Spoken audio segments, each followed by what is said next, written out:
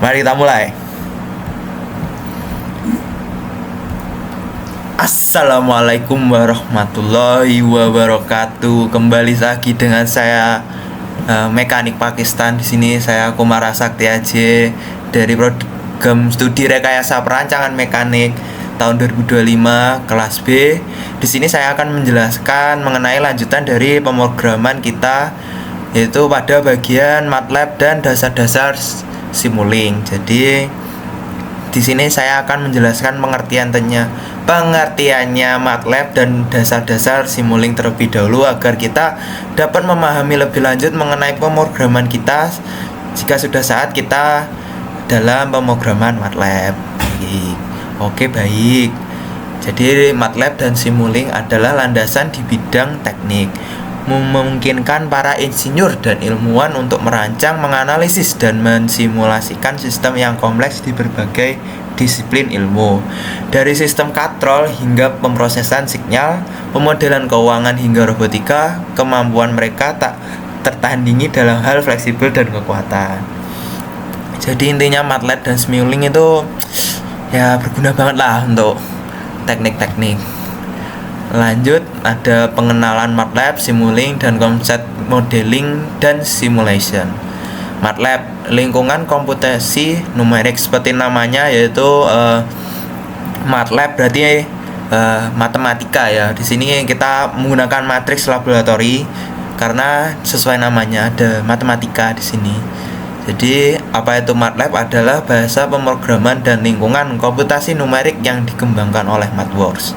MATLAB dirancang untuk komputasi matematis, visualisasi, dan pemrograman. MATLAB memungkinkan manipulasi matriks, plotting fungsi dan data, implementasi algoritma, pembuatan antarmuka pengguna, interaksi dengan pemrograman yang ditulis dalam bahasa lain, dan yang paling penting yaitu penggunaan fungsi integral maupun turunan. MATLAB sangat populer di kalangan insinyur dan ilmuwan karena kemampuannya dalam analisis data dan pengembangan algoritma dan pemodelan sistem.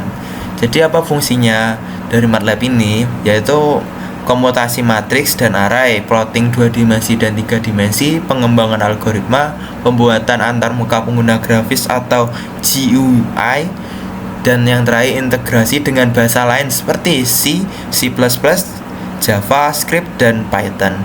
Lalu di sini apa itu Simulink? Lingkungan pemodelan berbasis blok. Jadi sama-sama seperti Scratch ya di sini. Simulink adalah lingkungan berbasis blok untuk pemodelan multidomain dan simulasi sistem dinamis. Simulink terintegrasi penuh dengan MATLAB dan memungkinkan Anda untuk merancang sistem dengan menyeret dan menjatuhkan blok-blok representasi fungsional, lalu menghubungkannya. Simulink sangat ideal untuk simulasi sistem yang kompleks seperti sistem kontrol, pemrosesan sinyal, dan sistem komunikasi. Simulink menyediakan berbagai perpustakaan blok yang telah ditentukan sebelumnya, termasuk sumber, sinks, operasi matematika, dan fungsi nonlinear. Apa keunggulannya Simulink? Antarmuka grafis yang intuitif, pemodelan sistem linear dan nonlinear, dukungan untuk sistem waktu kontinu dan discrete, analisis dan visualisasi hasil simulasi. Yang terakhir adalah generasi kode otomatis untuk implementasi. Lanjut, ada pengantar untuk memahami sistem dinamis.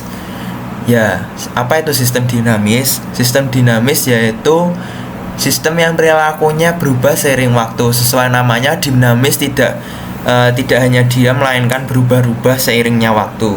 Memodelkan sistem dinamis sangat penting dalam rekayasa untuk memprediksi, menganalisis, dan mengendalikan perilaku sistem tersebut.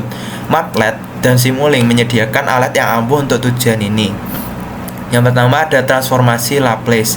Transformasi Laplace adalah alat matematika yang digunakan untuk mengubah fungsi atau domain waktu menjadi fungsi frekuensi kompleks atau domain edge. Ini menyederhanakan analisis sistem dinamis linear, mengubah persamaan diferensial yang kompleks menjadi persamaan aljabar yang lebih mudah dikelola. Jadi, yang pertamanya di sini terdapat fungsi integral yang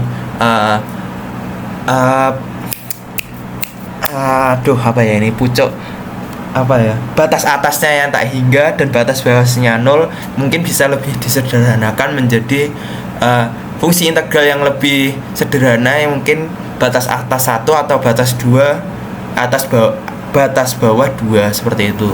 Dengan memudah persamaan diferensial menjadi persamaan aljabar, kita dapat lebih mudah memecahkan respons sistem terhadap input yang berbeda, memahami stabilitas dan merancang controller. Fungsi transfer adalah representasi matematis dari hubungan antara input dan output sistem dinamis linear. Ini adalah rasio transformasi Laplace dari output terhadap transformasi Laplace dari input dengan asumsi semua kondisi awal adalah 0. Ya, seperti ini. G dalam kurung S sama dengan Y dalam kurung S, U dalam kurung S yang berarti sama dengan 0. Fungsi transfer sangat berguna untuk menganalisis karakteristik sistem seperti gain, respon frekuensi, stabilitas, dan waktu respon. Ini adalah blok bangunan dasar dalam desain sistem kontrol. Nah, selanjutnya ada modeling berbagai sistem. Konsep transformasi Laplace dan fungsi transfer dapat diterapkan pada berbagai sistem fisik, seperti sistem mekanik memodelkan massa, pegas, peredam untuk menganalisis gerakan dan getaran. Sistem elektrik menganalisis sirkuit RLC, respon transient, dan stabilitas sirkuit. Selanjutnya ada sistem hidrolik memodelkan aliran fluida, tekanan akuator dalam sistem hidrolik. Dengan memodelkan sistem ini secara matematis, kita dapat mensimulasikan perilakunya dalam simuling sebelum membangun prototipe fisik. Jadi selanjutnya ada memahami sistem kontrol, elemen kunci dalam diagram blok kontrol. Elemen kunci dalam diagram blok kontrol, reference input, masukan acuan, nilai yang diinginkan atau set point outputnya sistem. Selanjutnya ada summon junction atau titik penjumlahan. Di sini sinyal umpan balik dikurangi dari masukan acuan dan menghasilkan sinyal error. Controller menerima sinyal error dan menghasilkan sinyal kontrol untuk memanipulasi plan. Contoh controller adalah PhD, proporsional integral derivatif, plan atau tanaman atau proses sistem fisik yang akan dikendalikan, misalnya motor, tangki air, tungku. Measure output keluaran terukur, output aktual dan dari plan. Feedback sensor umpan balik, mengukur output plan dan mengumpamakannya kembali ke summoning junction. Selanjutnya ada memulai simuling, yaitu dasar-dasar simuling. Yang pertama ada antarmuka simuling. Setelah membuka simuling pada MATLAB, Anda akan melihat kanvas model kosong. Disinilah Anda membangun model Anda. Di sebelah kiri Anda ada perpustakaan blok yang bisa Anda gunakan atau tarik dan sesuai sesuai dengan berbagai isi-isi kategori blok fungsional. Anda dapat menyeret blok dari perpustakaan ke kanvas dan menghubungkannya untuk membuat model. Selanjutnya ada menambahkan dan menghubungkan blok. Menambahkan blok semudahnya hanya menyeretnya dari library yang bagian kiri browser ke kanvas model bagian tengah. Menghubungkan blok melibatkan klik dan seret dari port output satu blok ke port input lainnya. Simuling secara otomatis akan menggambar garis koneksi. Untuk koneksi yang lebih kompleks, Anda bisa menggunakan Goto dan From Blocks. Jika kita sudah mengatur blok-bloknya, kita akan mengatur parameter blok. Setiap blok memiliki parameter yang dapat dikonfigurasi untuk menyesuaikan perilakunya. Klik dua kali pada blok untuk membuka dialog parameter, di mana Anda dapat mengubah nilai, memilih opsi, dan mendefinisikan karakteristik blok. Ini penting untuk mengkalibrasi model Anda agar sesuai dengan sistem nyata. Yang terakhir ada menjalankan simulasi. Setelah kita membangun model yang kita inginkan dan dikonfigurasikan, Anda dapat menjalankannya dengan mengeklik tombol run yang berwarna hijau pada bagian atas yang bernama toolbar simuling. Anda juga dapat mengatur waktu simulasi, solver, dan opsi lainnya melalui configuration parameter yang berada di bagian atas untuk mengoptimalkan akurasi dan kecepatan simulasi. Selanjutnya ada library block esensial di simuling. Source block atau sync blocks. Source yang berarti sumber. Blok-blok ini menghasilkan sinyal input untuk model Anda. Contohnya termasuk sine wave, step, pulse generator, konstan, dan clock. Ini memungkinkan Anda untuk mensimulasikan berbagai input sistem dari sinyal yang sederhana hingga pola yang kompleks. Sinks atau penyerapan blocks ini digunakan untuk menampilkan atau menyimpan output simulasi. Jadi, seperti scope untuk menampilkan sinyal secara grafis, display untuk menampilkan nilai numerik, dan to workspace untuk menyimpan data ke workspace MATLAB yang untuk dianalisis lebih lanjut. Selanjutnya ada user defined function. Ketika fungsionalitas yang Anda butuhkan tidak tersedia dalam bentuk blok standar, Anda dapat membuat fungsi Anda sendiri. Ini dapat dilakukan melalui MATLAB Function Blocks, memungkinkan Anda untuk menulis kode MATLAB secara langsung dalam blok Simulink, memberikan fleksibilitas untuk mengimplementasikan algoritma custom as function builder.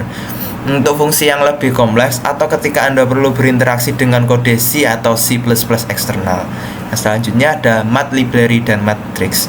Operasi matematika perpustakaan ini berisi blok untuk operasi matematika dasar seperti add, subtract, multiply, divide, gain, absolute, pertambahan, pengurangan, perkalian, pembagian, dan absolute, nilai positif, value dan fungsi trigonometri. Blok-blok ini memungkinkan Anda untuk melakukan perhitungan yang diperlukan dalam model Anda. Seperti contohnya pada operasi matriks, Simulink juga mendukung operasi matriks, memungkinkan Anda untuk memanipulasi array dan matriks secara efisien, yang sangat penting dalam pemodelan sistem multi-input atau multi-output. Yang terakhir ada lookup tables atau tabel pencarian. Blok lookup table digunakan untuk memetakan input ke output menggunakan tabel yang telah ditentukan. Ini sangat berguna ketika hubungan antara input dan output tidak dapat dijelaskan dengan persamaan matematika sederhana. Selanjutnya ada mengelola sinyal dan logika. Dalam sistem yang kompleks seringkali diperlukan untuk menggabungkan atau memisahkan atau mengalihkan sinyal berdasarkan kondisi tertentu. Simulink menyediakan berbagai blok untuk tujuan itu. Yang pertama ada MUX, DMUX atau BUSMUX atau multiplexer, menggabungkan beberapa sinyal input ke dalam satu sinyal vektor atau yang bernama bus. Ini berguna untuk mengatur kabel di model yang kompleks. DMUX atau demultiplexer memisahkan sinyal vektor bus kembali menjadi sinyal individual. Bus creator atau selektor mirip dengan MUX atau DMUX ketika memungkinkan Anda untuk memberi nama sinyal dalam bus, membuatnya lebih mudah dibaca dan dikelola, terutama untuk sistem dengan banyak sinyal. Selanjutnya ada selection atau switch. Selektor mengizinkan Anda untuk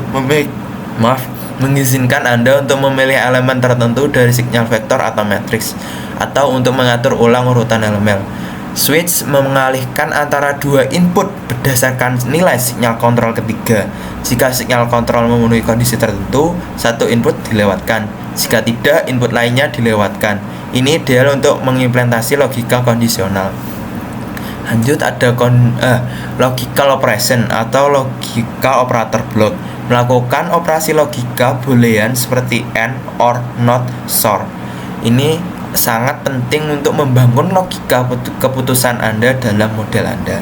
Relation operator block melakukan perbandingan antara dua input, misalnya kurang, lebih, sama dengan, kurang dari, lebih dari, atau lebih, menghasilkan output boolean yang dapat digunakan sebagai input blok logika atau switch. Nah, jadi di sini saya memberikan contoh rangkaian sederhana pada Simulink menggunakan katrol. Ya, mengapa di sini saya hanya menampilkan gambar? Jelas karena di sini saya tidak mempunyai ruang untuk mendownload MATLAB karena pada video sebelumnya kita sudah mendownload 4 aplikasi untuk membantu pengerjaan Python kita. Jadi di sini saya tidak bisa menerapkannya pada MATLAB. Karena saya sendiri pun biasanya menggunakan MATLAB pada HP saya. Jadi karena di HP tidak ada Simulink, jadi saya menggunakan hanya gambaran saja. Tapi di sini saya bisa menjelaskannya agar kalian lebih mudah ya teman-teman. Oke, yang pertama kita klik dulu deh ke bagian Simulink atau simulation. Jelas di sebagian kiri tadi sudah saya menjelaskan, di bagian kiri terdapat library yang artinya terdapat blok-blok kode yang kita bisa tarik ya teman-teman. Kita mau membuat blok, kita pasti ambil dari library. Lalu di sini ada run untuk menjalankan program yang kita sudah buat sebelumnya. Oke, dimulai kita dari paling ujung kiri ini teman-teman. Paling ujung kiri ini namanya sinyal sinusoidal sebagai inputnya. Karena kita membuat kontrol, jelas kita harus memasukkan input yang berupa data grafis ke blok gain yang berfungsi untuk memperbesar amplitudo sesuai dari nilai penguat. Setelah itu sinyal akan diteruskan dan dibagi menjadi dua cabang yang diamati. Nah, kan di sini di kanan ini ada dua blok nih teman-teman, namanya ada skop 1 dan skop 2. Dua skop ini yang berfungsi menampilkan sinyal dalam bentuk grafik terhadap waktu. Dengan cara ini kita dapat melihat bagaimana sinyal dapat berubah setelah melalui proses penguatan. Secara sederhana, rangkaian ini menjelaskan alur dasar pada simulink, yaitu sumber sinyal pada bagian kiri atau sinusoidal, lalu yang bagian ini ada tengah ini pemrosesan, lalu ke pengamatan yaitu skop 2 dan skop 1. Konsep ini menjadi dasar sistem kontrol yang nantinya mungkin kita bisa membuatnya lebih kompleks. Jadi mungkin karena saya tidak memiliki MATLAB-nya, kalian bisa mencobanya sendiri saja. Mencobanya sendiri saja, karena mungkin dengan menyobanya sendiri kalian dapat lebih banyak pengalaman daripada hanya melihatnya saja. Anjay. Cukup sekian dari saya. Maaf jika ada salah kata. Sekian, terima kasih. Mantap.